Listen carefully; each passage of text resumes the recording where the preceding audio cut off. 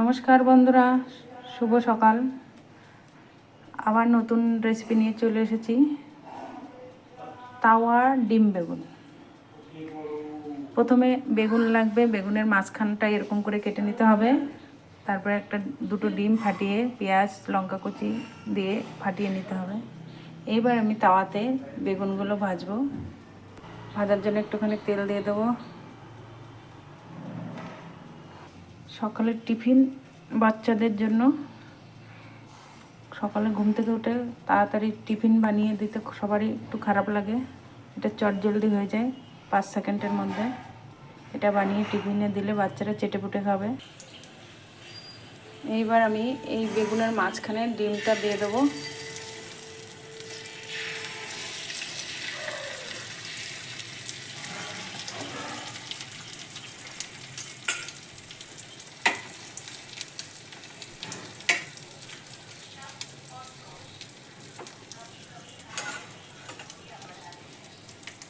এই রেসিপিটা খেতে এত সুন্দর লাগে, বাচ্চাদের তো সবসময় একটু নতুন কিছু বানিয়ে দিলে ওরা সব থেকে বেশি খুশি হয়। তাই আজকে আমি এই রেসিপিটা বানালাম।